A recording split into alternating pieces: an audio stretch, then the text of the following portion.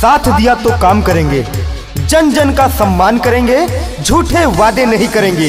ये कहना है ग्राम सभा परसापुर शोभापुर से आपका अपना प्रत्याशी, जो कि गरीबों के साथ हर समय हर घड़ी विकास की बात करते हैं, हमारे गुड्डू साहू जी। तो हाँ, गुड्डू साहू जी सनाप श्री चंद साहू जी को आप अपना बहुमूल मत देकर, भारी से भारी मत देकर विजयी बनाएं। गौवा के शान बाटे भैया जी, जानत है दादी और दादा, सब ही के कमवाए आवत है, मजबूत है इनका इरादा, मजबूत है इनका इरादा। गौवा के शान बाटे भैया जी, जानत है दादी और दादा, सब ही के कमवाए आवत है, मजबूत है इनका इरादा।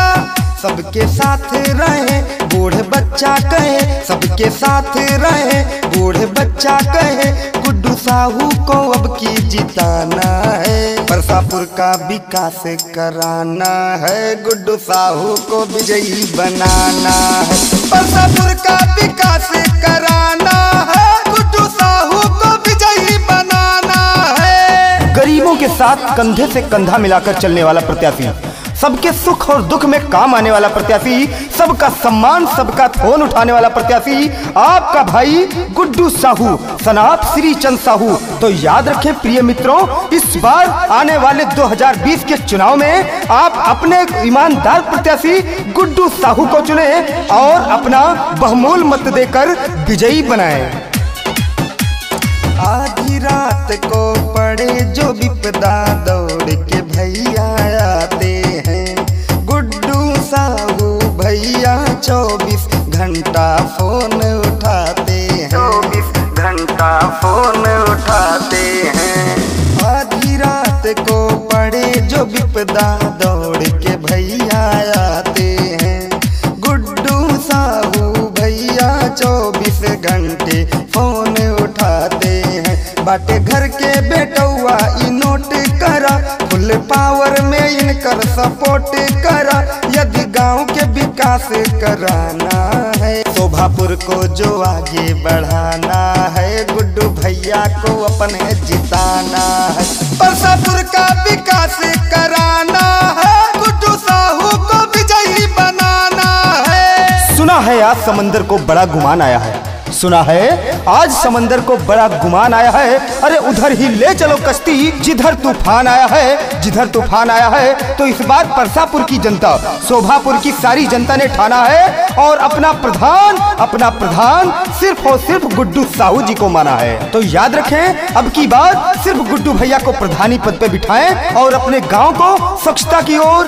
विकास की ओर ले जाएं। ऊंच नीच के भेद करे ना, केहू के अपमान करें, बूढ़ बुजुर्गन के गुड्डू भैया सबका सम्मान करें, भैया सबका सम्मान करें। ऊंच नीच के भेद करें ना, केहू के अपमान करें, बूढ़ बुजुर्गन के भैया जी मिल के सम्मान करें। दीन दुखियन के भैया जी साथ रहे, सबके सेवा में दिन रात रहे, साथ बैठ के खाते ये खाना है, परसापुर का विकास कराना है, गुड्डू साहू को विजयी बनाना है, परसापुर का विकास कराना है, गुड्डू साहू को विजयी बनाना है। हर घड़ी हर वक्त हर समय सिर्फ और सिर्फ विकास की बात करते हैं हमारे गुड्डू साहू जी।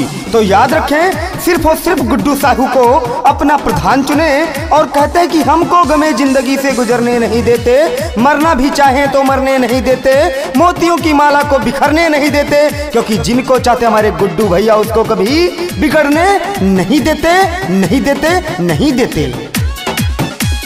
ना लिखण जा RCC हो द्वारे तक पहुँचाए दे हैं, वृद्धा पेंशन विधवा पेंशन हर सुविधा करवाए दे हैं, हर सुविधा करवाए दे हैं।